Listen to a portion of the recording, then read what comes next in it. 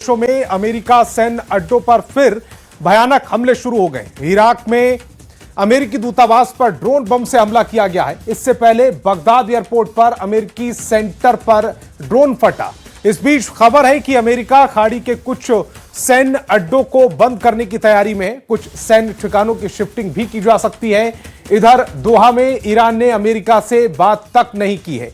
इसके बाद ट्रंप ने इमरजेंसी वॉर मीटिंग बुलाकर खौफनाक ऑर्डर दे दिया है।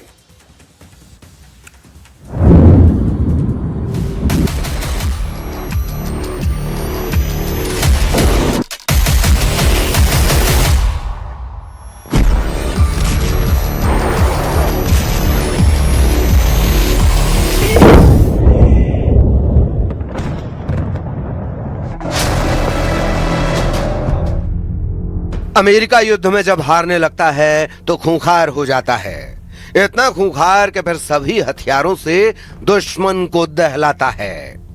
ट्रंप ने साफ कह दिया है कि ईरान को जैसे भी हो हद में लाओ, ईरान को एटम प्रोग्राम पर फौरन समझौता करवाओ। अगर ईरान नहीं तैयार होता है तो फिर B-2 से बमबारी करो या टॉमहॉक से मारो, F-35 से हमला करो या मिनटमैन फोड़ो।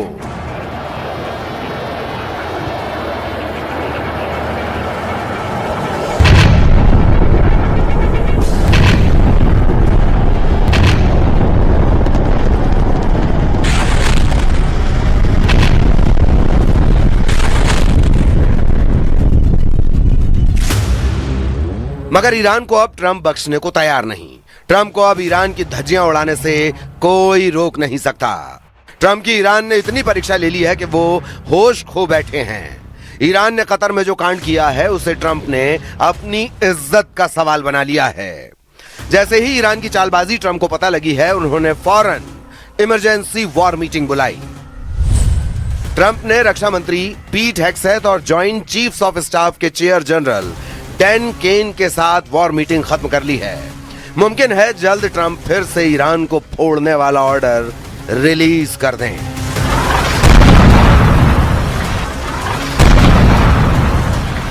क्योंकि कतर में उनके अरमान कतरे कतरे में तब्दील हो चुके हैं। ईरान ने अमेरिका से 1-to-1 बात ही नहीं की। यही नहीं, खींचतान के बीच इराक की राजधानी बगदाद से धमाके और हवाई हमले की तस्वीर आ गई। वहां अमेरिकी दूतावास पर ड्रोन अटैक हुआ। तस्वीरों में दिख रहा यह इलाका बगदाद का सबसे सुरक्षित इलाका माना जाता है, लेकिन वहां हमला हुआ। रात में हुए हमले से पूरा इलाका गूंज उठा। आरोप लगा कि अटैक ईरान ने किया, वो भी ऐसे समय जब डील की वजह से अमेरिका और ईरान ने एक दूसरे पर हमले रोके हुए हैं। तो ऐसा कहीं से नहीं लग रहा कि ईरान अमेरिका से कोई बातचीत करने के मूड में है। बगदाद में अमेरिकी दूतावास ने तो जंग फिर से शुरू होने का खतरा भी बढ़ा दिया है। रही सही कसर कतर के दोहा में पूरी हो गई, क्योंकि वहां अमेरिका और ईरान के प्रतिनिधिमंडल की सीधी बात ही नहीं हुई और अमेरिकी प्रतिनिधिमंडल केवल कतर के प्रधानमंत्री से ही मिला। कतर में ट्रंप को चकमा देने के बाद ईरान ने यह धमकी भी दे डाली है कि वो युद्ध के लिए तैयार है।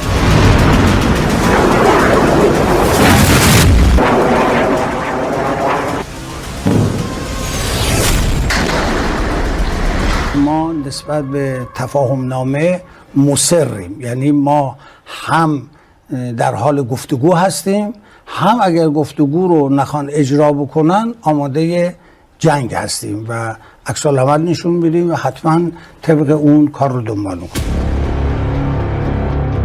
जिस मुलाकात का ट्रंप ने ढिंडोरा पीटा था और कहा था कि ईरान की सहमति से कतर की राजधानी दोहा में अमेरिका और ईरान एटमी डील फाइनल करने की कोशिश करेंगे, ना वो मुलाकात हुई और ना ही ईरान और अमेरिका की दोहा में कोई सीधी बात हुई।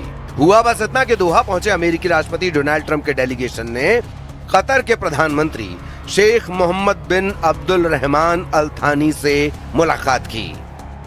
अमेरिका की ओर से दोहा पहुंचने वालों में पश्चिम एशिया में अमेरिका के दूत स्टीव विटकॉफ और ट्रंप के सलाहकार और दामाद जेरेड कुशनर शामिल थे। कहा जा रहा था कि दोनों ईरान से बात करके होर्मुज और दूसरे मुद्दों का कोई समाधान निकालेंगे, लेकिन ऐसा कुछ नहीं हुआ। हालांकि जेडी वेंस ने दुनिया को ऑल इज वेल वाली स्थिति दिखाने की पूरी कोशिश की। We want durable commitments that are verifiable and backed up by inspections that Iran will denuclearize their entire country. Some days, actually, more oil coming out of the Strait than came out before the war even started. So there's this element of the, where the world oil economy is kind of getting back into gear. That's going to take a little bit of time, but you've already seen the prices come way down.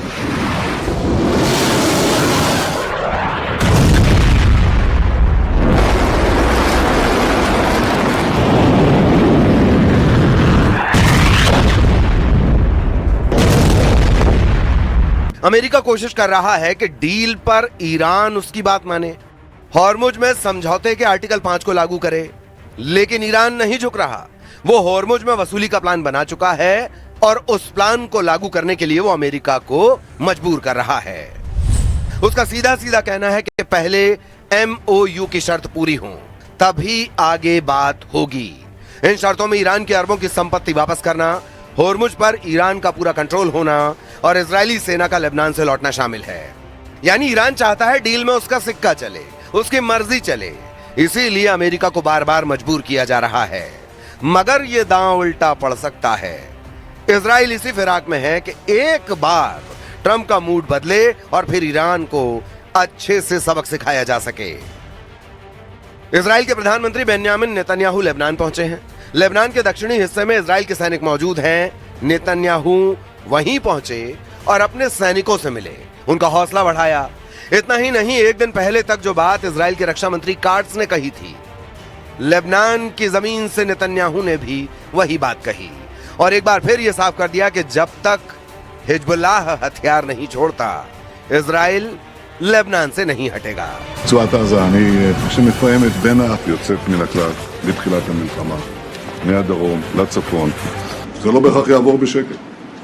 אנחנו מאוד גאים במה שהשגנו בזכות הפעולה האמיצה שלכם וגם ההחלטות שקיבלנו. וההתעקשות שלנו שאנחנו לא יוצאים מדרום לבנון עד שהאיום לא בטל.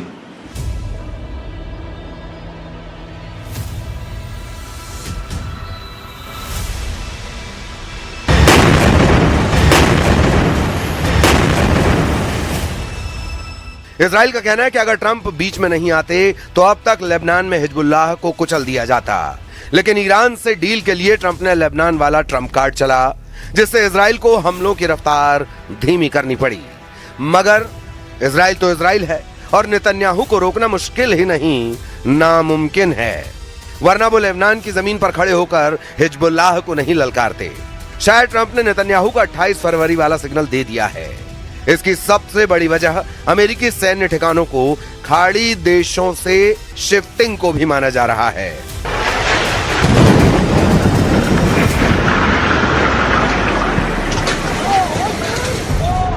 खाड़ी देशों में America के कुल 89 सैन्य अड्डे हैं। Iran ने युद्ध के दौरान इनमें सबसे अहम सैन्य ठिकानों को मिसाइलों और ड्रोन से दहलाया था। फिर से जब युद्ध के आसार बन रहे हैं तो अमेरिका अपने सैन्य अड्डों को बंद करने या फिर दूसरी लोकेशन पर शिफ्ट करने का प्लान बना रहा है। खाड़ी देशों से जिन देशों में सैन्य अड्डों की शिफ्टिंग की जा सकती है, उसमें 3 नाम सबसे आगे हैं।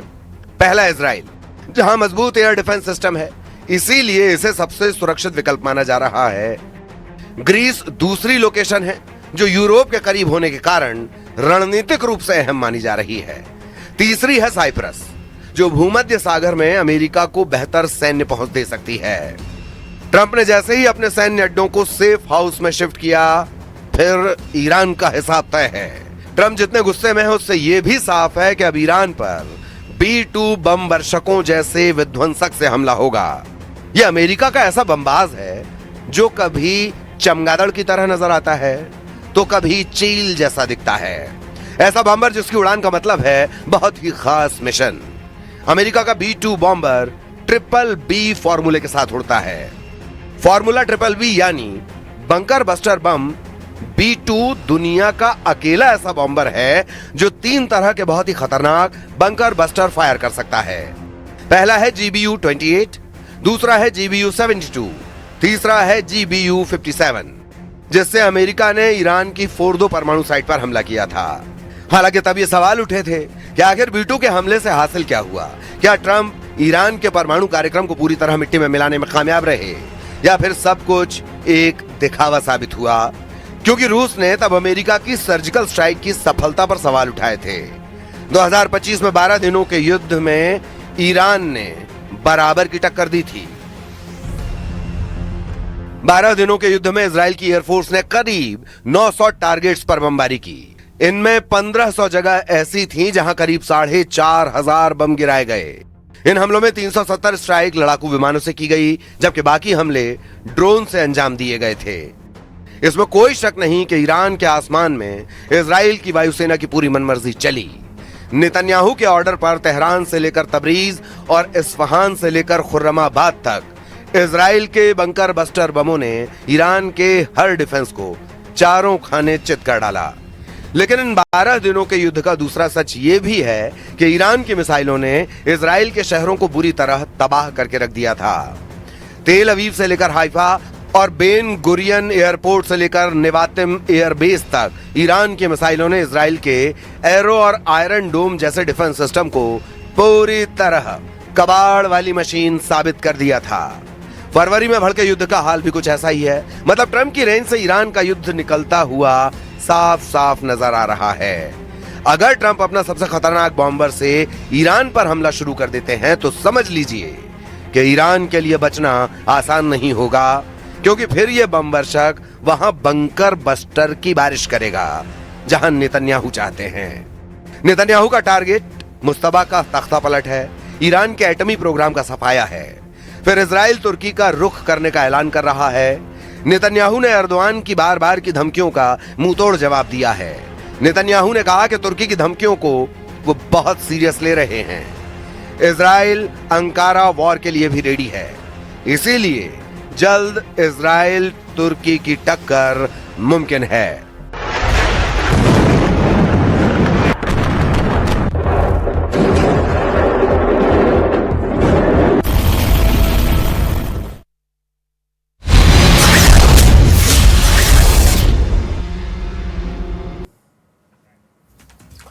सिर्फ 48 घंटे में, जी हां, सिर्फ 48 घंटे में अफगानिस्तान ने पाकिस्तान से बदला ले लिया। बलूचिस्तान और खैबर पख्तूनख्वा में आईएसआईएस से जुड़े ठिकानों पर ड्रोन अटैक किया। हालांकि पाकिस्तान का दावा है कि उसने अफगानिस्तान के हमले को नाकाम कर दिया। 2 दिन पहले पाकिस्तान ने अफगानिस्तान पर एयर स्ट्राइक की थी, जिसमें 38 लोगों की मौत हुई थी।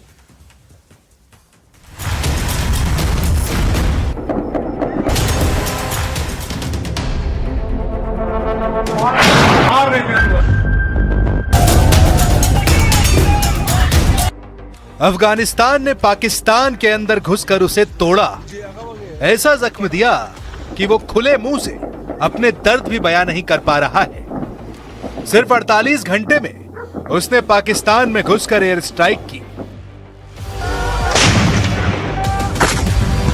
तालिबान के पास सीक्रेट हथियार, कोई फाइटर जेट नहीं, गिनती के हेलीकॉप्टर, गिने चुने ड्रोन। तो अफगानिस्तान ने पाकिस्तान को सबक कैसे सिखाया?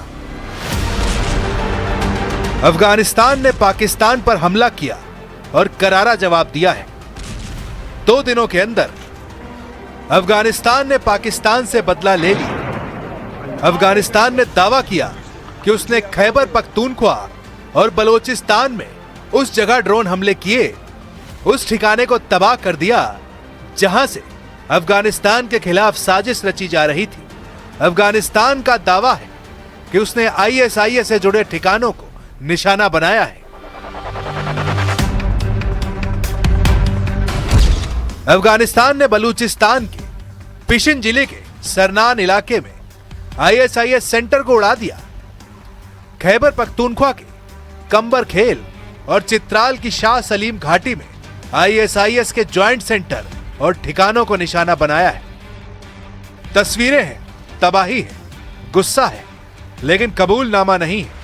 पाकिस्तान ने अफगानिस्तान की एयर स्ट्राइक को खारिज कर दिया है। पाकिस्तान ने दावा किया कि उसने हमला करने वाले 4 ड्रोन को मार गिराया है। अफगानिस्तान ने चेतावनी दी कि उसकी सुरक्षा के लिए खतरा बनने वाले हर ठिकाने पर ऐसे ही हमले होंगे। इस वीडियो को अफगानिस्तान के रक्षा मंत्रालय ने खैबर पख्तूनख्वा और बलूचिस्तान में किए गए हमले के बाद जारी किया है। इसमें अफगान सैनिकों की ताकत दिखाई गई है। वीडियो में कॉम्बैक्ट ऑपरेशन को दिखाया गया है। वीडियो के जरिए अफगानिस्तान ने संदेश दिया है कि वो तैयार है और चुप नहीं बैठने वाले हैं। 2 दिन, सिर्फ 2 दिन, इतने कम वक्त में पाकिस्तान की सरहद पर पूरा खेल बदल गया है। जिस पाकिस्तान ने 28 जून की रात अफगानिस्तान के भीतर बम बरसाए, 48 घंटे बाद वही पाकिस्तान दहल गया है। 28 जून की देर रात को पाकिस्तान ने अफगानिस्तान के 3 प्रांतों में हमला किया था। कुनार, पक्तिका और पक्तिया प्रांतों में हुए अटैक में 38 लोगों की मौत हुई थी, जबकि 163 लोग घायल हुए थे। अब अफगानिस्तान ने पाकिस्तान के अंदर ड्रोन से हमले किए हैं और दावा किया जा रहा है कि आईएसआईएस के कई आतंकवादी मारे गए हैं। अब अफगानिस्तान कह रहा है कि उसने बदला ले लिया है। पाकिस्तान कह रहा है कि उसने अफगानिस्तान के हमलों को नाकाम कर दिया है। लेकिन सवाल है, क्या पाकिस्तान अपने ही घर में 3 मोर्चों पर फंस गया है? एक तरफ बलूचिस्तान में विद्रोह, दूसरी तरफ पीओके में बगावत और तीसरी तरफ पश्चिमी सीमा पर तालिबान की सीधी चुनौती। यानी जिस पाकिस्तान ने सालों तक दूसरों की जमीन पर प्रॉक्सी वॉर खेला, क्या अब वही आग उसकी अपनी चौखट तक पहुंच गई है? पाकिस्तान में ड्रोन धमाके, बलूचिस्तान में अफरा तफरी, खैबर पख्तूनख्वा में धमाकों की गूंज, आसमान में उड़ते ड्रोन और सायरन, धुएं के गुबार, तालिबान का बदला, क्या पाकिस्तान की नई मुसीबत है? कागज पर पाकिस्तान बहुत आगे है, लेकिन मैदान पर अफगानिस्तान लगातार चुनौती दे रहा है।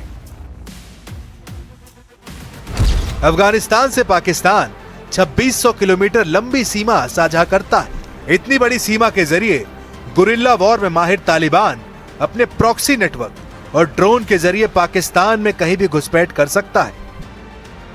कुल मिलाकर अफगानिस्तान पाकिस्तान के लिए कोई छोटी चुनौती नहीं है।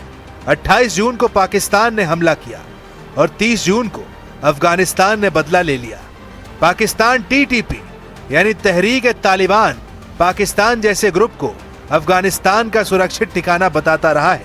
पाकिस्तान ने कई बार दावा किया कि टीटीपी ने अंदर घुसकर कई बार आतंकी हमले किए हैं। फरवरी 2026 में पाकिस्तान के काबुल और कंधार एयर स्ट्राइक के जवाब में अफगानिस्तान ने पाकिस्तानी सेना के पोस्ट पर हमले शुरू कर दिए। मार्च में तालिबान ने पाकिस्तान के बलूचिस्तान और खैबर पख्तूनख्वा में ड्रोन हमले किए और पाकिस्तानी सेना के पोस्ट के साथ खुफिया टारगेट को निशाना बनाया। मई में फिर खैबर पख्तूनख्वा में पाकिस्तानी फोर्सेस को निशाना बनाया। जून में पाकिस्तानी हमलों का जवाब देते हुए बलूचिस्तान और खैबर पख्तूनख्वा में आईएसआईएस के ठिकानों को तबाह किया। पाकिस्तान और अफगानिस्तान के बीच जारी संघर्ष में सैन्य तौर पर एक पक्ष बेहद कमजोर है, लेकिन यहां कमजोर पक्ष माने जाने वाले अफगानिस्तान ने पाकिस्तान को भारी नुकसान पहुंचाना शुरू कर दिया है। पाकिस्तान के लिए सीमा सिर्फ सुरक्षा का सवाल नहीं है, ये उसके अस्तित्व की लड़ाई बन चुकी है। सरहदी इलाकों में जो हमारे दूर दराज इलाके हैं वहाँ पे कुछ अटैक हुआ है, हम उसकी मजम्मत करता है और हम पाकिस्तान हुकूमत का ये काम एक बड़ा गलती समझता है। तालिबान साफ कह चुका है कि वो अब काबुल पर विरोध दर्ज नहीं करा रहा, बल्कि हर हमले पर पलटवार की नीति अपना चुका है। यानी अगर पाकिस्तान सीमा पार हमला करेगा तो जवाब भी सीमा पार मिल सकता है। यही वजह है कि अब दोनों देशों की सीमा पर तनाव हर हफ्ते बढ़ता दिखाई दे रहा है। पहले गोलियां चलती थी, फिर मोर्टार चले, अब अफगानिस्तान ने ड्रोन युद्ध शुरू कर दिया है। यानी अफगानिस्तान ने अपनी ताकत के हिसाब से लड़ने का तरीका भी बदल लिया है और पाकिस्तान और अफगानिस्तान सीमा पर अब युद्ध का तरीका भी बदल गया है। पाकिस्तान और टीटीपी में लड़ाई क्यों? 2001 में अफगानिस्तान पर अमेरिका के हमले के बाद पाकिस्तान ने अमेरिका का साथ दिया, जिससे टीटीपी नाराज हो गया। टीटीपी ने पाकिस्तान सरकार को गैर इस्लामिक सरकार बताकर उसके खिलाफ हमले शुरू कर दिए। टीटीपी का अफगान तालिबान के साथ गहरा जुड़ाव है। दोनों ग्रुप एक दूसरे को समर्थन देते हैं। 2021 में अफगान तालिबान के सत्ता में आने के बाद पाकिस्तान ने टीटीपी को निशाना बनाकर अफगानिस्तान में हमले किए, लेकिन अफगानिस्तान के पलटवार ने पाकिस्तान की मुश्किलें बढ़ा दी। पाकिस्तान की सबसे बड़ी मुश्किल सिर्फ अफगानिस्तान नहीं, बल्कि मुश्किल उसकी पश्चिमी सीमा का पूरा सुरक्षा ढांचा है। पाकिस्तान और अफगानिस्तान की सीमा को बांटने वाली ड्यूरन लाइन करीब 2600 किलोमीटर लंबी है। इसकी पहाड़ियां और बीहड़ इसे बेहद मुश्किल सीमा बना देते हैं, जिसे पूरी तरह सील करना आज तक पाकिस्तान के लिए संभव नहीं हो पाया है। यही वजह है कि पाकिस्तान लंबे समय से सीमा पार से होने वाले हमलों की शिकायत करता रहा, जबकि तालिबान सरकार इन आरोपों से इंकार करती रही। अब दोनों देशों के बीच विश्वास लगभग खत्म होता हुआ दिखाई दे रहा है। کننده دارن و ظلمی که همراهشان شده انشالله تلافی خواهد شد و امارات اسلامی افغانستان با استفاده از امکانات و موقع مناسب انشالله پاسخ خواهد داد. نوعیتش گفته نمیتونیم چون محرمیت های نظامی خود داره، ولی دندان شکن خواهد بود و عدمتون به پاسخ نمیمانه انشالله. अफगान तालिबान के प्रवक्ता जबीबुल्ला मुजाहिद ने समूह से जुड़ी मीडिया आउटलेट टोलो न्यूज को दिए एक इंटरव्यू में कहा कि हम पाकिस्तान को करारा जवाब देंगे, हवाई हमलों का जवाब सही समय पर देंगे। पाकिस्तान और अफगानिस्तान के बीच तनाव पूरी तरह से खुले सैन्य टकराव की तरफ बढ़ता दिख रहा है। पाकिस्तान के एयर स्ट्राइक के बाद सीमा पार तबाही की जो तस्वीरें सामने आई, उसके बाद अफगानिस्तान ने दावा किया कि पाकिस्तान के फाइटर ने आधी रात को रिहायशी इलाकों को निशाना बनाया। हमला वहां हुआ जहां बच्चे, महिलाएं और बुजुर्ग सो रहे थे। इस हमले में 38 लोगों की मौत और 150 से ज्यादा लोग घायल हो गए। अफगानिस्तान ने दावा किया कि जिस घर पर बमबारी हुई वहां 28 लोग एक साथ दफन हो गए। हालांकि पाकिस्तान ने इस हमले में 29 आतंकियों को मारने का दावा किया है। इसके बाद अफगानिस्तान ने पाकिस्तान के कब्जे वाले इलाके को निशाना बनाया है। अब सवाल है कि क्या ये जवाबी हमले दोनों पड़ोसी देशों को एक बड़े सीमा संघर्ष की ओर ढकेल रहे हैं। एक तरफ पाकिस्तान के सेना प्रमुख आसिम मुनीर, दूसरी तरफ तालिबान का नेतृत्व, दोनों पीछे हटने के संकेत नहीं दे रहे हैं। यही वजह है कि हर नए हमले के बाद बयान और ज्यादा सख्त हो रहे हैं। भारत ने भी अफगानिस्तान पर हुए हमले की निंदा की है। पाकिस्तान की खुली आक्रामक कार्रवाई अफगानिस्तान की संप्रभुता पर हमला है और क्षेत्रीय शांति एवं स्थिरता के लिए सीधा खतरा है। यह पाकिस्तान के लगातार गैर जिम्मेदाराना और लापरवाह व्यवहार को दर्शाता है। अब पाकिस्तान और अफगानिस्तान में नई जंग की भूमिका तैयार हो रही है, यानी सीमा पार अब भरोसे की जगह बदले की राजनीति हावी होती हुई दिख रही है। पाकिस्तान की चिंता सिर्फ अफगानिस्तान तक सीमित नहीं है। बलूचिस्तान, खैबर पख्तूनख्वा और सीमा से लगे कई इलाकों में सुरक्षा चुनौतियां पहले से मौजूद हैं। ऐसे में अगर सीमा पार तनाव और बढ़ता है तो पाकिस्तान पर सैन्य और सुरक्षा दबाव और बढ़ सकता है। यही वजह है कि इस्लामाबाद सिर्फ एक सीमा विवाद नहीं, बल्कि राष्ट्रीय सुरक्षा की चुनौती मान रहा है। लेकिन सबसे बड़ा सवाल यही है, क्या आने वाले दिनों में टकराव और बड़ा रूप ले सकता है? क्या ड्रोन हमले अब दोनों तरफ से एक नई जंग को जन्म देंगे? क्या सीमा पर सिर्फ जवाबी कार्रवाई होगी या बड़े मिलिट्री ऑपरेशन होंगे?